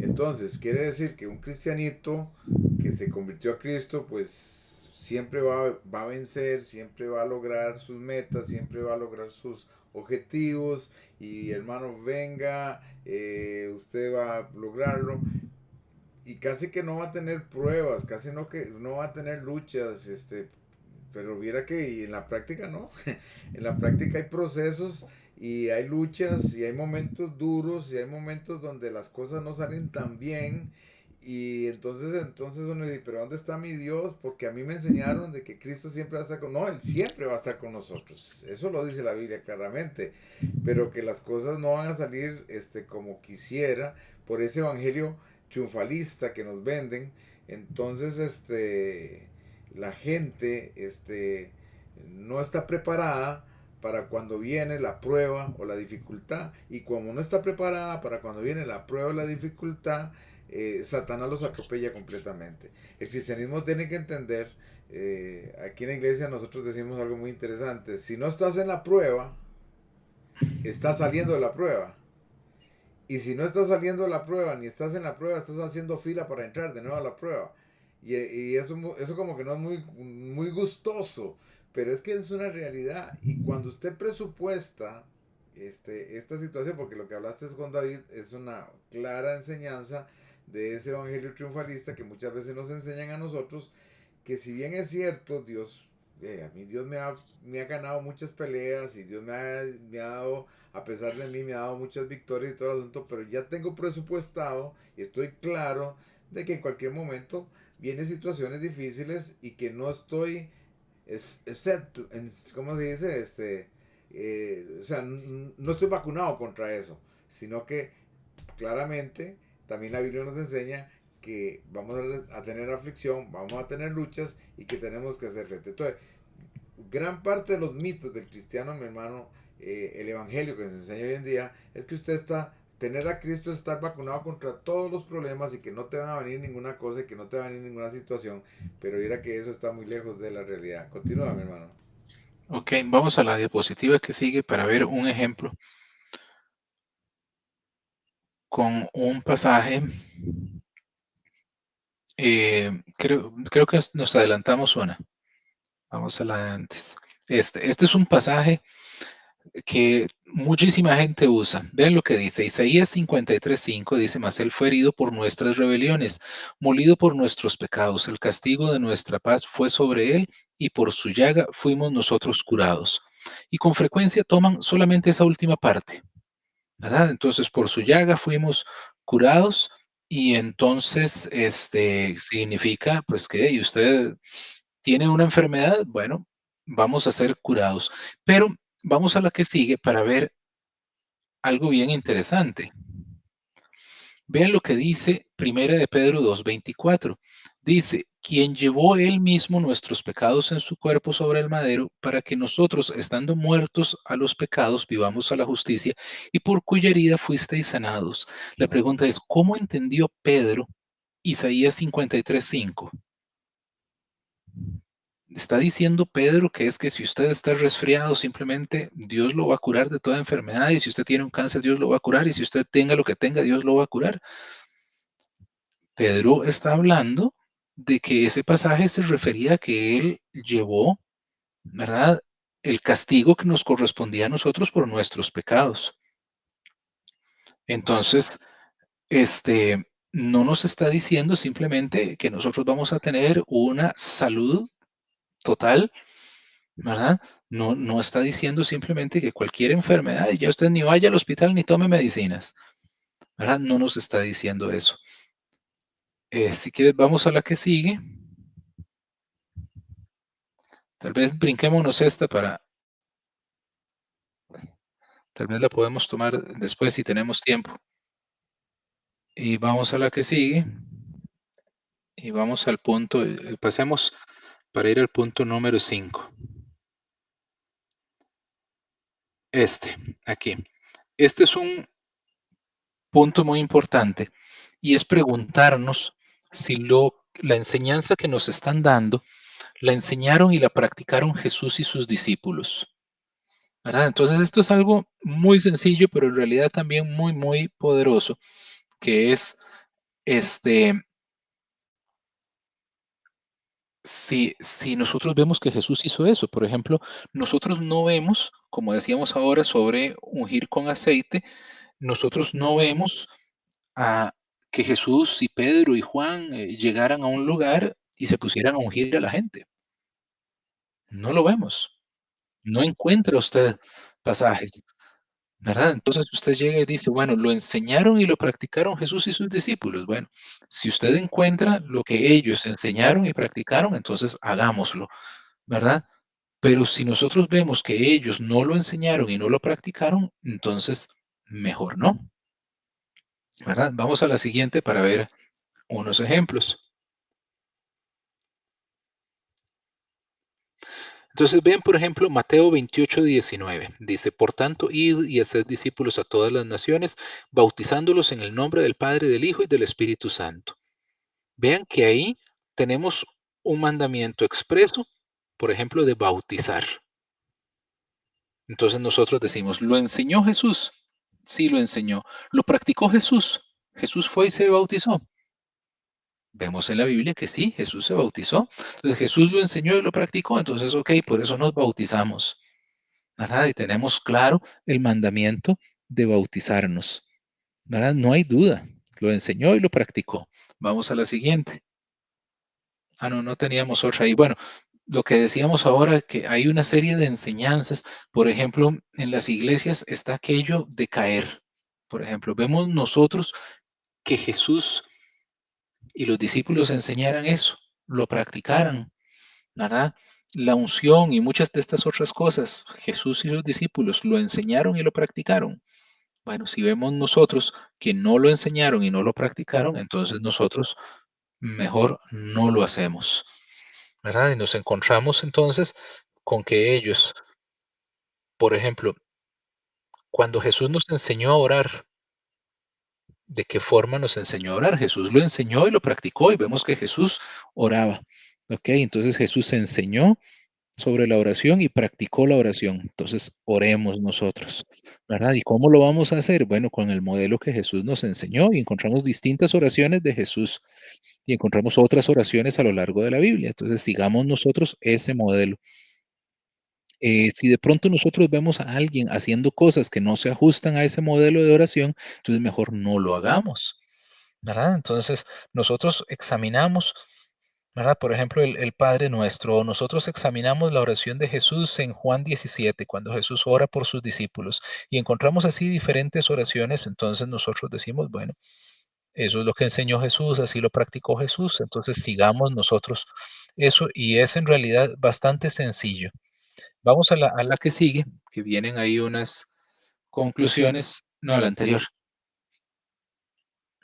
que dice, somos sabios para reconocer cuán vulnerables somos a la herejía y las falsas enseñanzas. Todos nosotros, la verdad es que, como decía ahora el pastor Edgar, y a mí me ha pasado igual, uno con el tiempo va aprendiendo y va madurando y va conociendo cosas y se va dando cuenta de que antes creía, ¿verdad?, que sabía mucho y en realidad uno no sabía nada. Y aún yo sigo sin saber nada, apenas es una pizquita lo que uno va aprendiendo con el tiempo, porque realmente hay muchísimas cosas que aprender. Entonces nosotros tenemos que ser sabios y reconocer que es poquito lo que sabemos, pero que, como dice el segundo punto, tenemos que ser un hábito lo que hacían los creyentes de Berea. En Hechos 17:11, vean lo que dice ahí, estos escudriñando cada día las escrituras para ver si estas cosas eran así. Ellos estaban escuchando la enseñanza del mismo apóstol Pablo y aún así se iban a la escritura para ver si lo que le estaba enseñando Pablo de verdad era así. Y tenía mucho mérito, porque en esos tiempos no era como ahora que todo mundo tiene una Biblia en su casa. En esos tiempos nadie tenía la escritura en su casa. Ellos tenían que ir a la sinagoga y eran unos rollos y tenían que ir y agarrar aquello y no era tan sencillo como agarrar un libro, ahora menos un celular o una computadora, ¿verdad? Que busco el pasaje tal y ahí lo encuentro en segundos. No, era ahí escudriñar, o sea, era estudiar, era meterse a fondo. Entonces, esta gente de Berea es un verdadero ejemplo para nosotros. Dice, nuestro objetivo debe ser seguir el ejemplo de la iglesia primitiva para evitar los peligros de la falsa doctrina. Y por eso en Hechos 2:42 dice que perseveraban en la doctrina de los apóstoles, ¿verdad? Y no se apartaban de esa sana enseñanza. Y eso es lo que nos va a proteger a nosotros de las falsas enseñanzas, además de una gran humildad de poder reconocer en determinado momento de que me equivoqué y que no era así, ¿verdad? Y con el tiempo uno se va dando cuenta de que creía que las cosas eran de una forma y con el tiempo uno se va dando cuenta de que no, de que son de otra manera y uno va descubriendo pasajes. Ese pasaje de que les leí ahora, por ejemplo, de Éxodo 30, yo supongo que lo había leído en el pasado, pero la verdad es que hasta hace relativamente poco fue que yo en realidad descubrí ese pasaje y tuve plena comprensión de eso, ¿verdad? Entonces, bueno, nos lleva a aprender y darnos cuenta de que muchas veces de nosotros no hemos tenido la mejor, digamos así, interpretación, ¿verdad? No hemos tenido siempre la mejor hermenéutica, que muchas veces pues hemos caído en errores. Y de ahí se trata precisamente de eso, ¿verdad? De ir aprendiendo. También es importante, Gabriel, que también seamos lo suficientemente sabios para entender que mucha gente esto no le ha llegado, este entendimiento. Es que hay que tener mucho cuidado porque a veces el conocimiento te envanece y entonces uno llega a una iglesia y resulta, por ejemplo, le voy a poner un ejemplo, a mí me invitaron a una iglesia a predicar y cuando llegó el grupo de danza sacaron unas espadas y entonces se estaba enseñando en ese momento que cada movimiento de espada era un demonio que derrotaban. Y óigame, esa gente le daban duro a los demonios, te cuento, Dios libre no se metiera porque le daban duro a los demonios. Y luego, cuando me di cuenta, y pasaron con el, ¿cómo se llama? El arca, pasaron con el arca, viera qué arca. La encontraron seguramente porque es buenísima la arca, ¿verdad? Y pasaron con el arca y hermano, aquello fue una cosa así. Y luego la gente cayéndose. Pasaba el arca y la gente cayéndose. Un espectáculo, hermano, increíble, sobre todo para un converso. Bueno, para mí que yo soy cristiano, aquello era un espectáculo increíble. Como aquella arca llevaba una unción especial y hacía que la gente... pero vamos a ver, a lo que voy es que uno tiene que tener también cuidado de no menospreciar a los hermanos de la iglesia que hacen esto. Han sido muy mal enseñados y Dios quiera que ellos puedan tener la oportunidad. Y si Dios a mí me lo permite, yo no hablé nada de eso, por supuesto, cuando me invitaron a predicar. Yo hablé de lo que me habían invitado a predicar, pero yo no puedo llegar a agarrar el púlpito como para decirle a la gente está mal. Lo que tengo que entender es que Dios me está dando esta revelación y si Dios me permite algún momento poder enseñar a otras personas, pues lo voy a hacer, pero con mucha sabiduría. Es como cuando usted está hablando con un católico y comienza a hablarle mal de María. A un católico, María es alguien muy importante para ellos y muchas veces ofendemos, aunque usted esté diciendo la verdad, ofendemos. Dios nos tiene que dar a nosotros la sabiduría para hablar las cosas y que este conocimiento no nos haga a nosotros personas engreídas y vanagloriosas que porque sabemos esto ahora vamos a enseñarle a la gente así, así, así. No, tenemos que tener mucha sabiduría. Digo esto porque ya conozco gente que no tiene respeto a las costumbres de las iglesias y uno tiene que tener el respeto, inclusive hasta en la predicación. Yo he escuchado predicadores bastante, están hablando cosas muy absurdas, pero si Dios me permite y en algún momento lo puedo corregir, lo voy a hacer, pero con mucha sabiduría, con mucha inteligencia, porque la idea no es echármelo al enemigo, sino la idea es que la persona pueda conocer más la palabra de Dios. Sigue, hermano.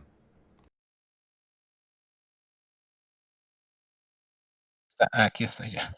De hecho, lo primero es aplicárselo a uno mismo, ¿verdad? Entonces, por ahí, digamos, el propósito de estas lecciones es que sea uno mismo el que empiece, digamos, por aprender, ¿verdad? Y por reconocer qué es lo que sí debe ser.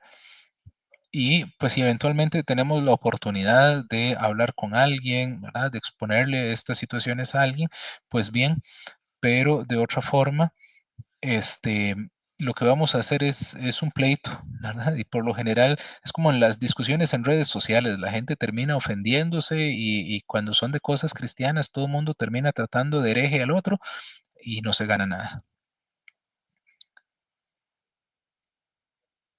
De hecho, Pablo nos enseña que nosotros tenemos que cuidarnos. Bien, estamos llegando al final de la enseñanza. ¿Usted tiene alguna pregunta? Ya vamos a abrir micrófonos uno por uno. Si alguien tiene por ahí alguna pregunta con toda confianza o alguna aportación, tampoco de 10 minutos, por lo menos de un minuto, ¿verdad? Porque si no se nos hace muy largo. Pero sí pueden abrir micrófonos o alguien quiere decir algo con mucho gusto.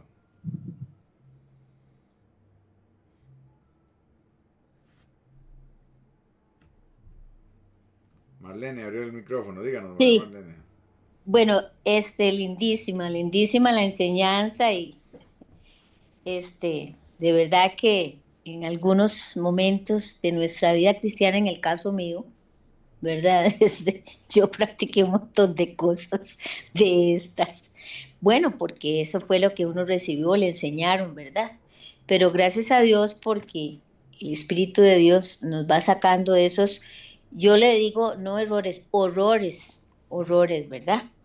Pero ahora a través de la enseñanza que daba nuestro hermano Gabriel, se me venía a mí algo, bueno, a mi mente, y es que la misma palabra de Dios, o sea, la palabra de Dios es hermosa, pero la misma palabra de Dios puede ser que tropecemos en ella. Bueno, como todas esas enseñanzas erróneas, ¿verdad?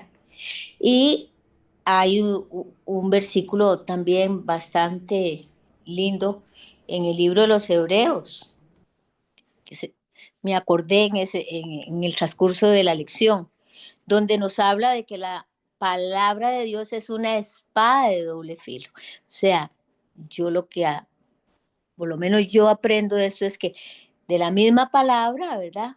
Como es una espada de doble filo, es como, y sí, veamos una espada con dos filos, o sea, o caemos en uno o caemos en el otro, ¿verdad?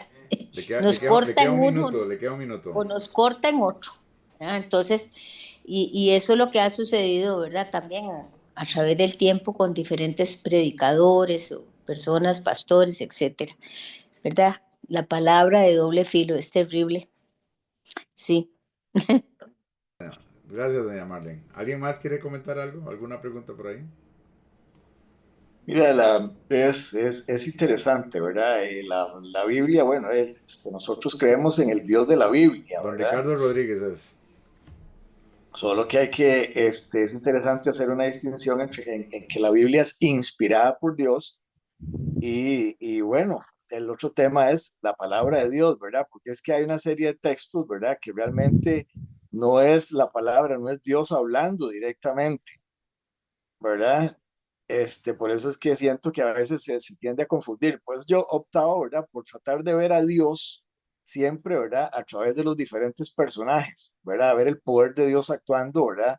Porque este es un tema que se las trae, ¿verdad? Y hay que tener mucho cuidado de no caer en la trampa de razonar la Biblia o razonar textos de la Biblia o hacer interpretaciones desde mi óptica humana, porque de ahí, o sea, ya ahí estaríamos metiéndonos en campos muy peligrosos, porque Dios es soberano, ¿verdad? Él se mueve en una dimensión de tiempo y espacio muy diferente a nosotros, ¿verdad? Entonces no podemos nosotros caer en la trampa, ¿verdad? Porque eso sería una soberbia espantosa, ¿verdad? Empezar a interpretar la Biblia desde mi óptica, ¿verdad? Y desde mi razonamiento, ¿verdad? Entonces, es un tema que se las trae, ¿verdad? Hay que tener mucho cuidado, ¿verdad? Porque obviamente, pues, de que hay gente que la ha tergiversado y toda la cosa, pero yo siempre he tenido o sea, procuro, ¿verdad? Tener claridad entre lo que es que la Biblia es inspirada por Dios, ¿verdad? Y la palabra de Dios, o sea, yo parto de la base de que la palabra de Dios fue dada a través de los profetas y los apóstoles, ¿verdad? Eh, pero bueno, otra cosa que me pareció muy interesante que lo mencionó Gabriel, y yo sí creo en eso, ¿verdad? Que la Biblia es el plan de salvación de Jesús, ¿verdad? Desde Génesis a Apocalipsis, ¿verdad? Se viene hablando de ese plan de salvación, entonces es interesante. Eh, claro, hay muchísimo que hablar, ¿verdad? Sobre este tema, Muchas gracias, don pero bueno, Ricardo. Muchas Yo, gracias.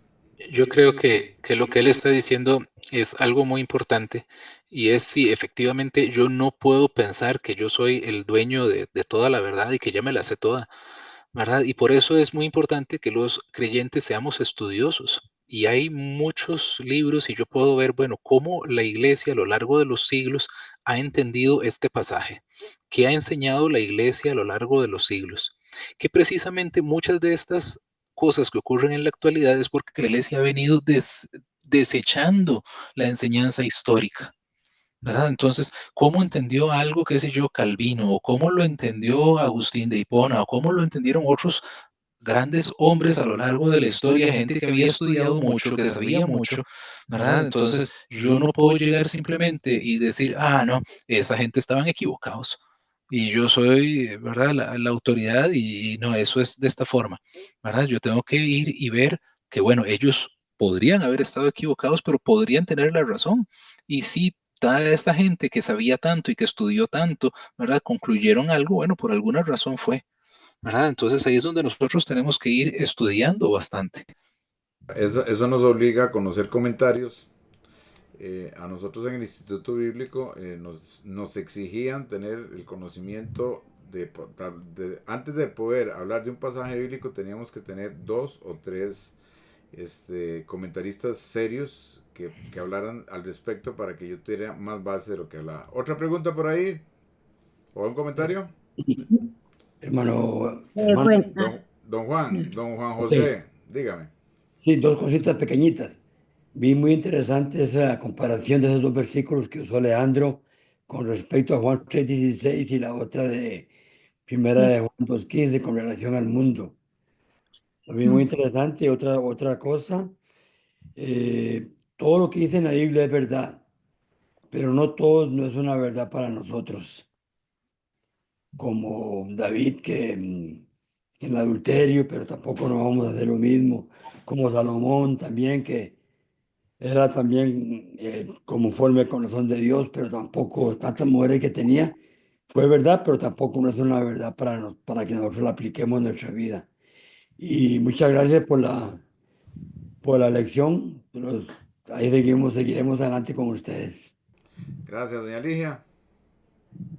Bueno, lo que yo quería decirles es que bueno, me ha llamado mucho la atención todo esta clase que tuvimos porque en realidad uno se da cuenta que se cometen muchos errores de acuerdo así no escudriñamos la palabra de Dios, porque si estamos diciendo algo que no es cierto o lo contrario, lo que ahí se dice, estamos pecando también y estamos y haciendo algo que no debemos hacer. Y también lo vemos en las iglesias que están en Apocalipsis. Ahí vemos que solo la iglesia de los filipenses fueron los que ayudaron a Pablo, los demás no, y ahí habían iglesias cristianas donde había brujería, donde había hechicería, había de todo dentro de la misma iglesia. Ahí lo explican muy bien. Entonces uno se da cuenta que el mundo, mientras no busque la palabra de Dios, la escudriñe verdaderamente le pida al Espíritu Santo que le dé esa sabiduría y la pueda interpretar bien, vamos a estar muy equivocados siempre. Eso que dice doña Ligia es muy cierto. Doña Ligia, la gente le da pereza estudiar la Biblia, es la verdad. Da pereza y estos estudios, por ejemplo, deberían de haber 500 personas, por decir algo así.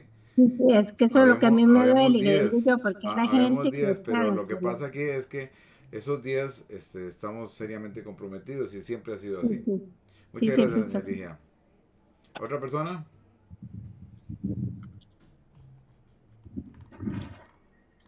Bueno, damos por terminada entonces la Y clase. muchas gracias por esta clase, está bellísima. Bueno, Después nos pasan el link, ¿verdad? Nos pasan don Gabriel, cuénteme, qué tarea le vamos a dejar, porque recuerde que hay una gente que no estuvo en clases, pero va a llevar en tutoría. ¿Qué tarea le vamos a dejar? Ok, ahí el Instituto Bíblico tiene una página de internet que es institutogenesis.online. Y en esa página está el material. La lección que vimos hoy, ese PowerPoint que nosotros presentamos hoy, ahí está. Entonces, hay una sección que dice materiales. Ustedes le dan el clic ahí y entonces eso los lleva precisamente a poder descargar. Ahí buscan el nombre del curso y ahí está. Y ahí viene esa presentación y entonces, ahí viene una tarea. La tarea, dice así: es común en muchas iglesias que la gente cae hacia atrás por el espíritu, luego de que el pastor les sopla o les impone las manos. Dice, aplique algunos de los 5 puntos estudiados en esta lección y determine qué tan bíblica es esa práctica.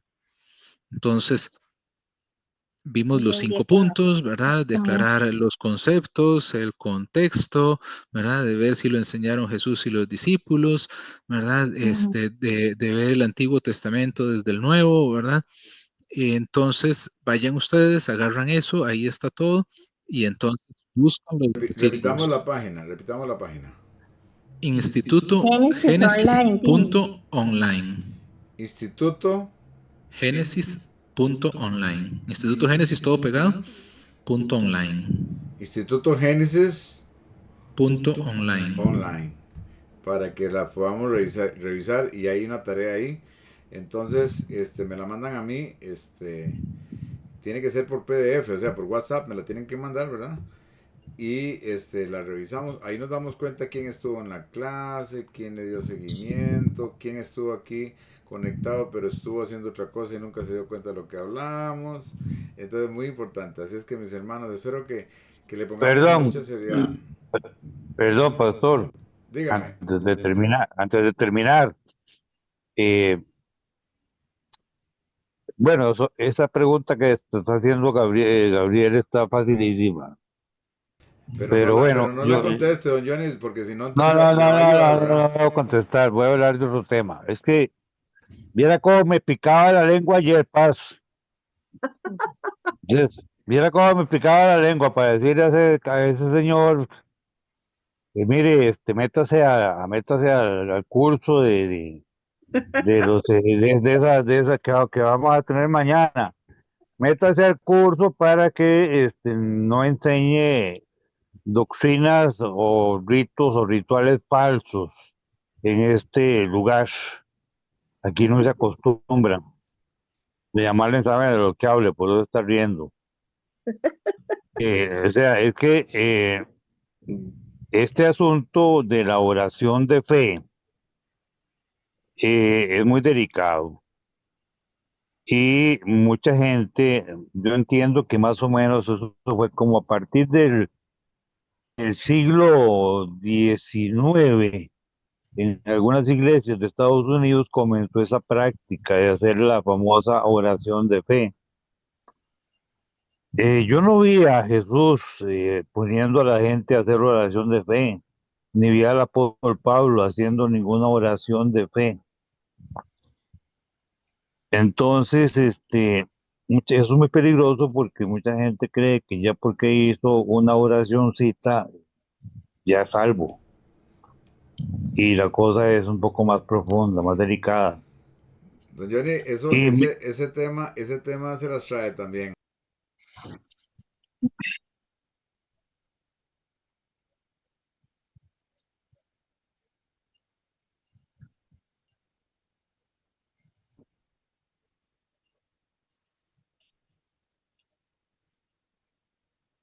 Exactamente, especialmente las que...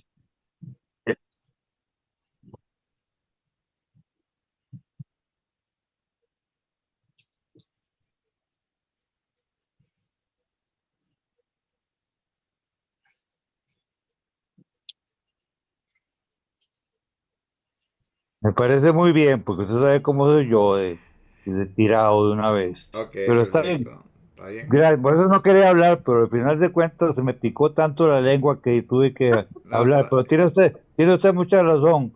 Ahí mejor ser precavido con la gente que todavía no está empapada de estas cosas. Está pero, bien, muchas gracias. pero gracias, Hacía don. falta oírlo, Johnny. ¿Qué pasó? Fiel discípulo de nosotros aquí en el Instituto, junto con Elita, que no pudo conectarse, que esperamos que la próxima vez sí lo pueda hacer. Y Nosotros, yo que tengo como 20 títulos de ahí. ¿verdad? Gloria a Dios. Bueno, don Gabriel, despidámonos entonces. Amén. Bueno, les agradezco mucho a todos el tiempo, ¿verdad? De su atención. Y bueno, les insto a continuar con el curso. Y si quieren, pues hacemos una breve oración para terminar, ¿ok? Amén. Bueno, Señor Dios y Padre, Señor, gracias. Gracias te damos, Señor, por la revelación que nos das a través de tu palabra. Señor, te damos gracias por tu Hijo Jesucristo, Señor.